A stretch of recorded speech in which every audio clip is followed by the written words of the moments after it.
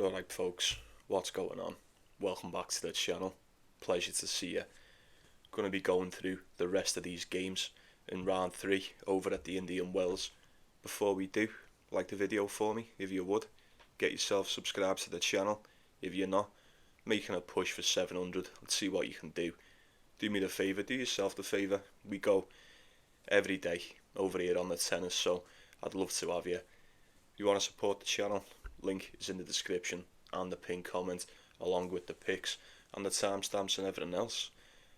First things first, Tsitsipas today. Anyone? Fantastic, weren't he? How good was he today? Easy money. And also, anyone take the double? I had Tommy Paul to beat Cam Norrie. I also had Hugo Humbert to win just the one set against Holger Rune. That's still going on right now. Just in the third set here, this could go either way. Don't know who's going to win it. Doesn't really matter. I'm all done for today. Very, very happy with that. Let me know how you managed to get on. Did you win? Did you lose? Did you come close? Share with the group. But we'll waste no more time. First off, we've got Bottage van der Zandschulp, Francisco Cerundolo, split right down the middle. I'd imagined it would be. I'd probably go with Cerundolo in this one, you know. If I was taking it, I don't trust van der Zandschulp at all. They've played each other once before, back in 2022, that was on the clay. And van der Zandschulp won that one, funnily enough. Yeah. Wouldn't have expected that. I still can't believe he beat Djokovic. Still cannot believe he managed to pull that one off the way that he did too. You know, it's an achievement in itself, but how much weight does that hold? This guy is just super untrustworthy, you know. Cerundolo has been really decent. He's had a very good start to the season. I've said for a while now, I think Cerundolo is very, very underrated. You know, he tends to be all-terrain as well. He can play no matter the surface. 11-5 in total, 8-3 on the clay, 3-2 on the hard court. Van der Zandschulp, a little bit different, 7-8 in total, 7-5 on the hard court, 0-3 indoors. Now, admittingly, he has just beat Djokovic. That is great. On paper, that looks fantastic. He's also got the one against Nick Kyrgios as well. That doesn't mean anything to me, necessarily.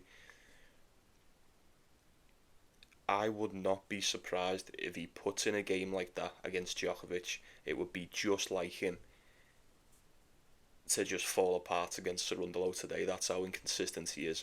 The fact that you've just beaten Djokovic the way that you did, and you're still an underdog against Cerundolo next time out, that speaks volumes to me. I'm going to stay well away from that. I think Cerundolo's a better player.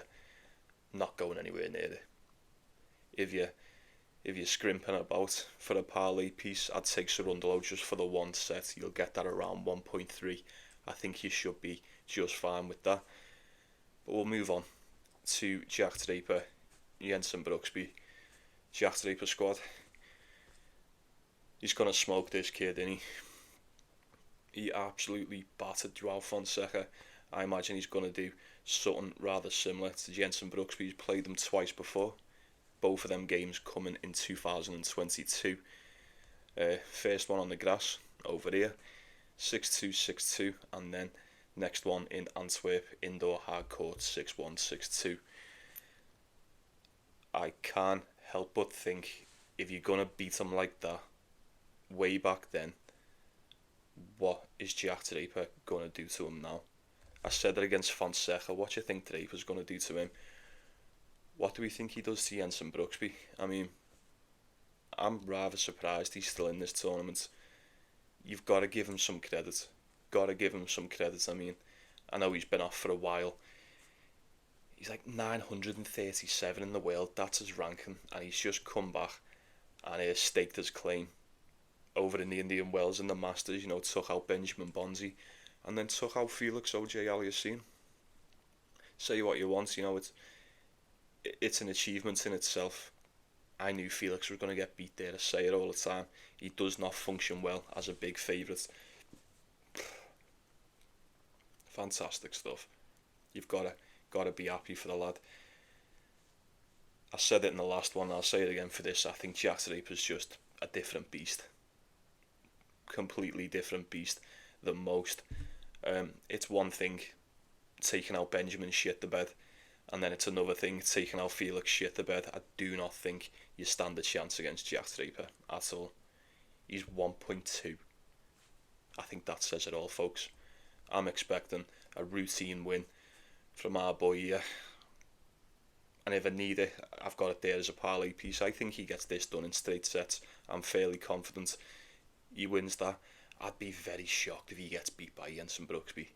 Very, very shocked. Just can't see it happening. Just can't see it happening. I don't know about you. I think Jack Draper gets better every time we see him. Pretty much. I don't know. It's up to you. Jack Draper, all day. 1.2, very, very steep, but I think that it's that way for a reason. I really do. It's as good as it's going to get. Jack Draper should have no problem getting past him. But we'll move on to Hurkacz and Alex de Minaur. Head to head is one apiece. Bit strange, these two have been around like the top 20. These have been ranked like amongst the best in the world for quite some time, and they haven't played each other for years. 2019 was the last time out on the clay. Hubie got that done in straight sets, and then 2018 in Atlanta, that went the way of the demon. A lot has changed since then. Putting it plainly, I think Alex de Minaur has improved so much since then. He really has turned into the demon over the years, hasn't he? Hurkacz is quite the opposite. More so over the past year, pretty much since his surgery.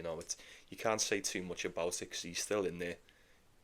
He's still there round about. He's still got enough to take out these top players. He just tends to be a little bit one-dimensional. And I can't help but think that if he hasn't made any significant changes to his game by now, he's probably not going to. Decent enough against Hugo Gaston. I expected nothing less. But if you want my honest opinion on that, folks, not only does it not mean anything to me, Hugo Gaston was just cruising through his service games.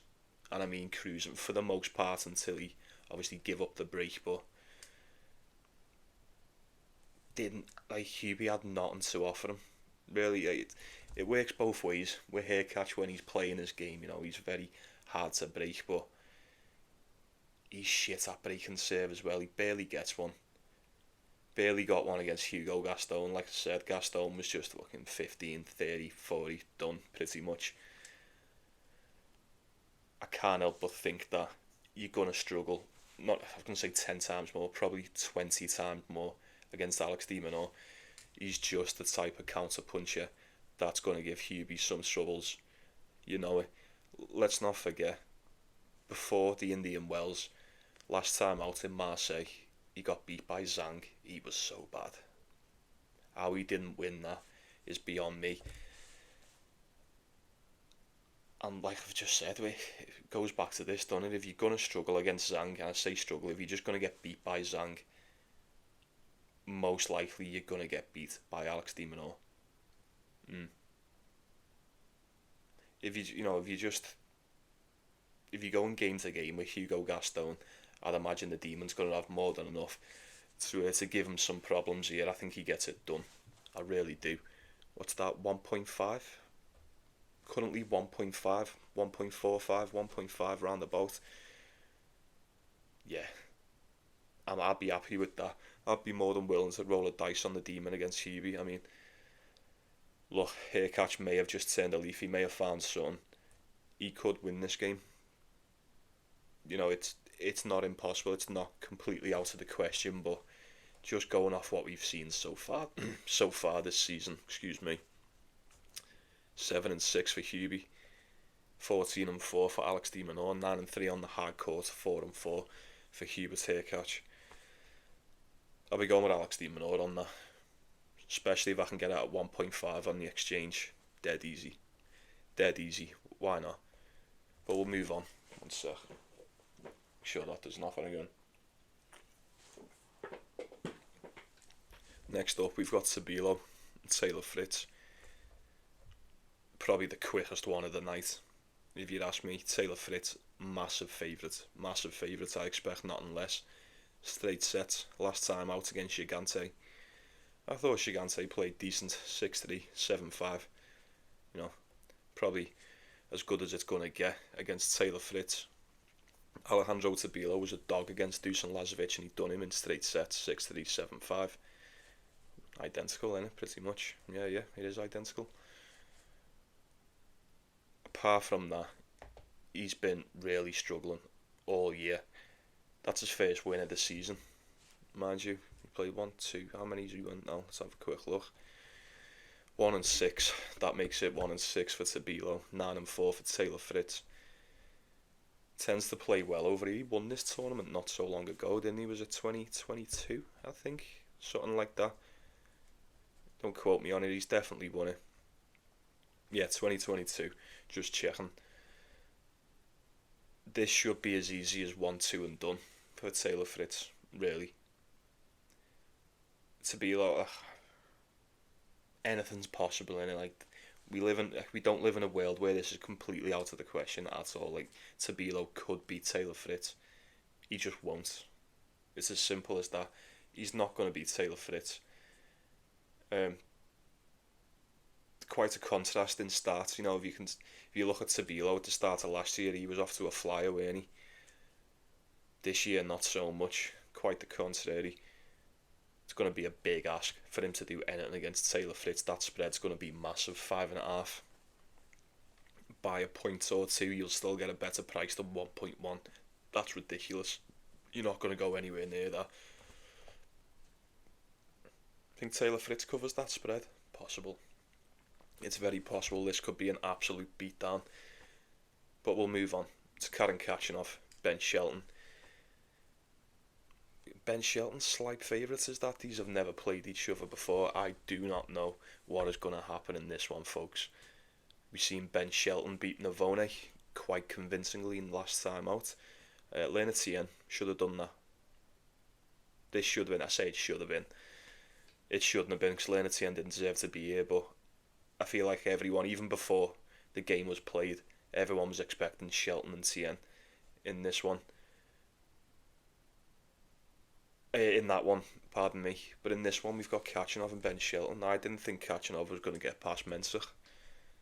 And he nearly didn't. He dropped that first set, bageled him in the second, and then 6-3 in the third.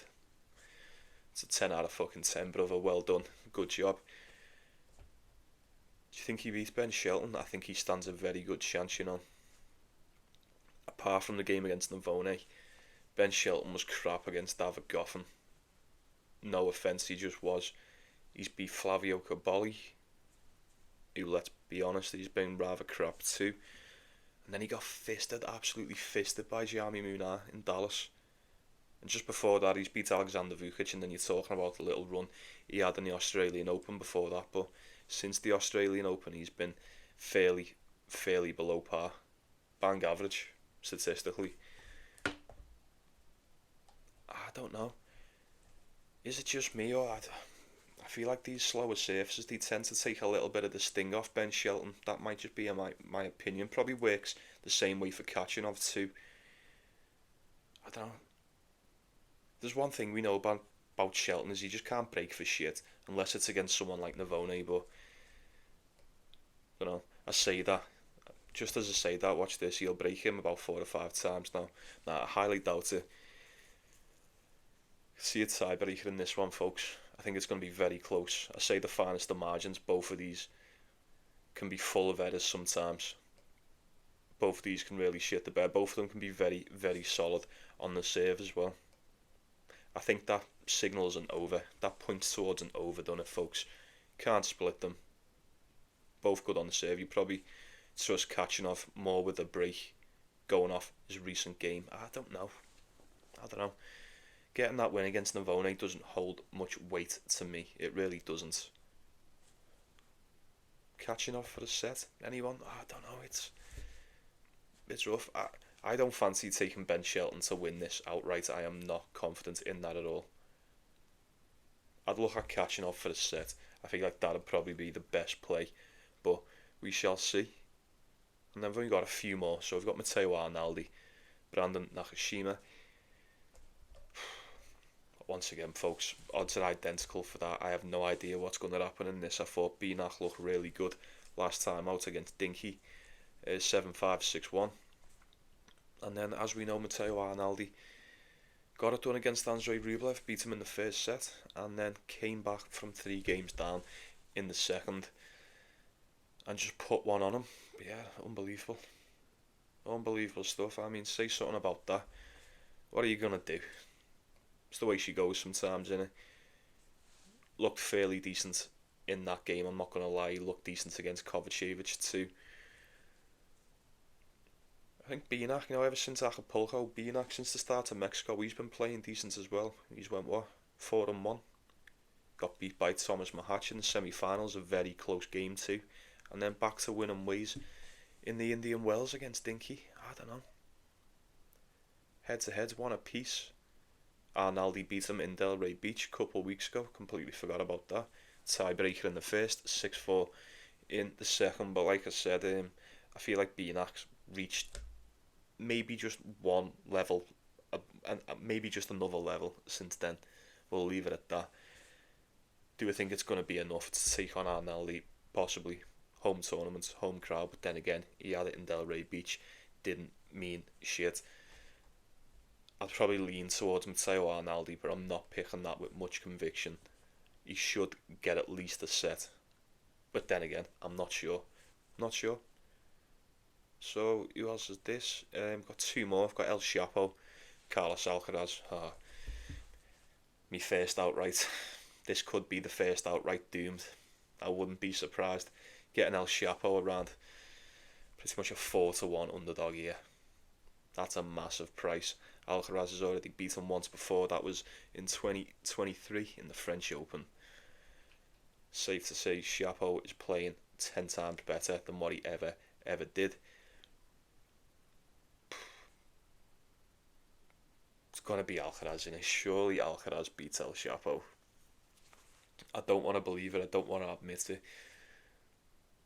But he probably will. 1.17. Call it 1.2. Very, very big favourite indeed. And we expect nothing less. El Chapo went 9-1 in his last 10. Obviously, the loss to Davidovich Fokina. Been on one hell of a run, and he won that title in Dallas. Semi-finals in Acapulco. And then got it done against Adam Walton. Alcaraz got it done against Quinton Hallis. I expected nothing less there. I don't know. 5.5, 4.5, 5.5. You're going to get that spread at. I'd be very, very tempted to take El Chapo. You know I would. Especially with the way he's been playing. Alcaraz, he's back-to-back champ. He's the 2-time, and he won it last year, won it the year before. Wouldn't be surprised if he goes on for the 3-peat and wins it again. There's probably not much to mention in this. El Chapo could keep it close on the spread. He really could. But I'll tell you this. He's going to need to get a grip of them unforced errors. Although he's been absolutely flying as of late, he's been playing very, very scruffy at times in the matches. Gives away a lot of free points. But has managed to play good enough to get him back. It's one thing giving away maybe a set to Garon, giving away a game or a break or two to Bassafareddy, Alex Michelson, even Adam Walton. You can't be fucking around like that with Carlos Alcaraz. Not in the Indian Wells. You can't. He loves it over here. I can't help but feel like any mistakes will not go unpunished in this matchup, so I'm going to stay away. Fingers crossed for the outright 50-1 I got for El Chapo. I can't help but think if he wins this one, I'll be set for a lovely little cash out there. We'll cross that bridge when we come to it. And then finishing us off for tonight, I was going to wait till the morning, but while I'm still up watching these games, I figured why the fuck not, I'll just do it now, eh? We've got Grigor Dimitrov, Gael Monfils, head to head 4-2 to Monfils. seen quite a lot of each other over the years, but not as of late. The only recent game coming in Wimbledon last year, Dimitrov smoked them straight sets, 6-3, 6-4, 6-3. Before that, you're going back to 2016. That is time ago. That is an age ago in the tennis realm, isn't it? I don't think that head-to-head means anything anymore. I am very, very happy that Dimitrov got it done against Nuno Boys. Not only did he get it done, that is the best we've seen him play all season. All season, fantastic. Will he be able to maintain the level and the fitness going into this one? We'll wait and see. Monfils, unbelievable. We love both of these. I love Dimitrov more, but I love some Monfils too. He looked really good against Struff, and then he got it done against Sebastian Korda in straight sets. 2 tiebreakers there. Not really surprised. Sebastian Korda has just not been doing it. He is just not doing it right this season. 9 double faults, I think it was. Am I remembering that? There was a shit ton of double faults from Monfils, and he still ended up winning the match in straight sets. Yeah, I don't know what to say about that. Dimitrov, very, very impressive against Nuno Boys, considering there was a lot of question marks around the fitness of this guy, but he looked back to his normal self. Fantastic. 10 out of 10, mate. Great job, Dimitrov. This is a very close one. Odds are split right down the middle, 50-50 according to the bookies. Contrary to the head-to-head, I can't help but think that if Dimitrov is going to play the way he does against Nuno Bois, he probably beats Monfils. I do. I say that, I mean, does he? It's probably a bit too soon to assume that, right? I mean, I think a lot of this is just stemming from the fact that I just want Dimitrov to beat him, and I can't let that cloud my judgment. He should be good for at least a set, folks. At least a set. I don't know. Monfils is very, very tricky. We all know that. Dimitrov's one of the only, I'd say, yeah, probably one of the only guys left at this point in his career, at this age, that can still perform. And still, you know, he can still hang in there with some of the younger ones. He moves very well, navigates the court really, really good.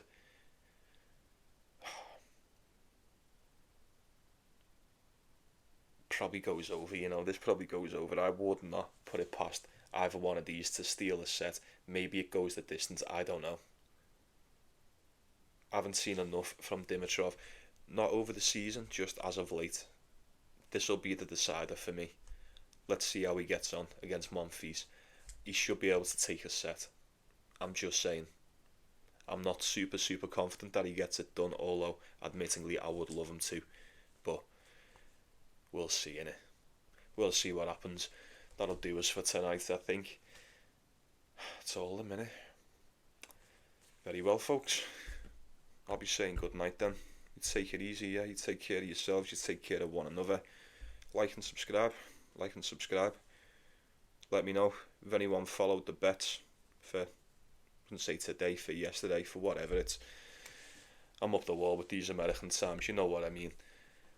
I don't know what I'm going for today. I'm going to decide while I upload the video. I've got a very, very good idea of what I'm going for. I imagine you have too. But yeah, it'll be in the pinned comments as always, folks. Let's go get that cash, yeah? Enjoyed the tennis. Let's go get it again today, and I'll see you tomorrow.